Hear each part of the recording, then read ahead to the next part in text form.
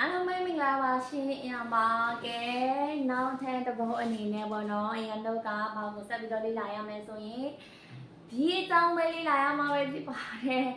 အလဲတန်ဒီပေါ့နော်အရင်ဗီဒီယိုတုန်းကအရင်9လုံးတင်ပြပေးပြီးသွားပြီဒီဗီဒီယိုမှာနောက်ထပ်4လုံးကျန်သေးတယ်ပေါ့နော်အလဲတန်ဒီဒီတစ်ပုဒ်ပြီးလို့ရှိရင်အလဲတန်ဒီအကြောင်းပြီးပြီပေါ့နော်ပထမဒီအုပ်စုဖြစ်တဲ့အမြင့်တန်ဒီအုပ်စု7လုံးရဲ့အလဲတန်ဒီအုပ်စု6လုံးရဲ့ပြီးဆိုလို့ရှိရင်အုပ်စု2အုပ်စုပြီးသွားပြီနောက်ထပ်တစ်အုပ်စုပဲကျန်တော့တယ်နော်ကဲဆိုတော့ကရကြမယ်လို့လည်းမျှော်လင့်ပါတယ်အတူတူနဲ့အတူတူပေါ့နော်ဆက်ပြီးတော့စူးစမ်းကြမယ်အားလုံး fighting ပါကဲစကြမယ်နော်အလဲတန်ဒီ6လုံးရှိတယ်ပေါ့နော်အဲ့ဒီ6လုံးနဲ့ကအယူဗီဒီယိုတုန်းက9လုံးပြီးသွားပြီနော်ကဲဒုတိယဗီဒီယိုမှာဆိုလို့ရှိရင်နောက်ထပ်4လုံးပေါ့နော်ဒီ4လုံးမှာဆိုလို့ရှိရင်ပထမဒီတစ်လုံးဖြစ်တဲ့တော်နာမယ်နော်သူလည်းအတန်ထွက်ကတော်ပဲအရင်ပထမဒီတော့ကတော်ပတဒီတစ်လုံးကြတော့တော်တောင်ဆိုတဲ့အဓိပ္ပာယ်ဒီလိတ်တောင်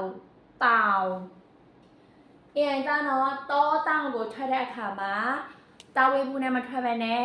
တာတန်ကိုလည်းလုံးပြဝမထွက်ပါနဲ့တာဝေဘူးလို့တာလို့အဲ့လိုမျိုးတော်တောင်ဆိုပြီးတော့ထွက်ပြပါနော်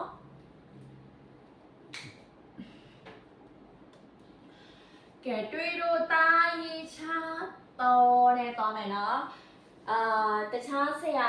မတွေစီမှာဆိုလို့ရှိရင်တာဝေဘူးနဲ့ထွက်လောက်ပဲပေါ့နော်ဒါပေမဲ့အရင်စီမှာအရင်ကတာဝေဘူးနဲ့မထွက်ပေးဘူးတာနဲ့ထွက်မယ်ပေါ့နော်တော်တောင်အဲ့ဒီတာကိုမှဥပမာမြန်မာလိုတာဟလားကိုကအပြည့်မထွက်နဲ့တာစာကိုအပြည့်မထွက်ပေးနဲ့တာအဲ့လိုမျိုးနော်တော်တောင်ဆိုပြီးတော့အဲ့လိုမျိုးထွက်မယ်နော်ရမယ်နော်တော်တောင်တွေးတော့တာရေးချာငါတာတောင်ဆိုတဲ့အဓိပ္ပာယ်ဒီလိုက်ပေါ့နော်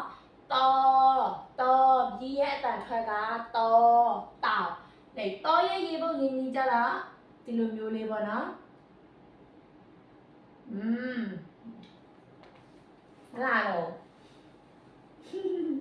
လာတော့မလေး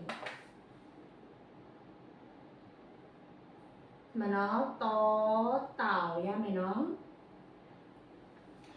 တော်တောင်ကဲဒုတိယတစ်လုံးအနေနဲ့ဘောပိုင်မိုင်းဘော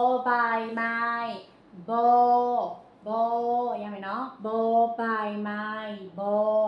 သူရဲ့အတန်တွေကတွေးတော့ဘာကိုရေးချဘောဟုတ်ပြီနော်ပိုင်မိုင်းဘာကိုလုံးတေချောင်းငယ်ငါတာပိုင်မိုင်းလုံးတေချောင်းငယ်ငါတာဝက်ဆက်နှလုံးပေါင်းမိုင်းဘောပိုင်မိုင်းဆိုတာဒီပိုင်မိုင်းဆိုတာဒီတိရွက်ကိုပြောတာနော်ပိုင်မိုင်းကိုကတိရွက်ကိုပြောချင်တယ်ဆိုလို့ရှိရင်ထိုင်းလိုပိုင်မိုင်းဟုတ်ပြီနော်ပြီးအတန်ထွဲကတော့ဘောရေးဖို့ရင်းနေကြတော့မမိကြလားမသိဘူးအမြင့်တန်ဒီမှာစော်လို့စီကိုဘယ်လိုရေးလဲဒီလိုရေးတာဟုတ်လားဒါဒီဘောပိုင်မိုင်းတကယ်တော့အထဲမှာအစံထည့်မယ်ဆိုလို့ရှိရင်စော်လို့စီဖြစ်သွားမယ်နော်သူကရေးရတာခက်စစ်စင်လေးပဲเนาะအဲ့ဒါကိုမှတ်ထားပေးရမယ်ဘောပိုင်မိုင်းဟုတ်ပြီเนาะအထဲမှာအစံထည့်ရင်စော်ရစီဖြစ်သွားမယ်ဒီလိုမျိုးပဲရေးမယ်ဆိုရင်ဘောပိုင်မိုင်းဘောရမယ်เนาะကဲနောက်ထပ်တစ်လုံးကပေါ်ပလာဆိုတာဒီငါပေါ့เนาะကျန်းသူတို့လည်းကြားမိမလားမသိဘူးเนาะငါးကိုပြောလို့ရှိရင်ပါအဲ့လိုမျိုးထွက်လေးရှိတယ်ပေါ့เนาะသူတို့ကအမျိုးအပြည့်စုံမပြောတော့ပါအဲ့ဆိုရင်ငါးပေါ့နော်ဒါပေမဲ့တကယ်သူရဲ့အတန်ထွက်ပြည့်စုံကပလာရမယ်เนาะပလာပြည့်စုံပြောတာเนาะပလာပေါ်လောပလာပါဆိုရင်ပါလာရေးချာလာပလာเนาะပလာကိုငါပလာကိုရေးမယ်ဆိုလို့ရှိရင်ဘောပိုင်မိုင်းကအရှိဘောပိုင်မိုင်းတို့အရေးရေးမယ်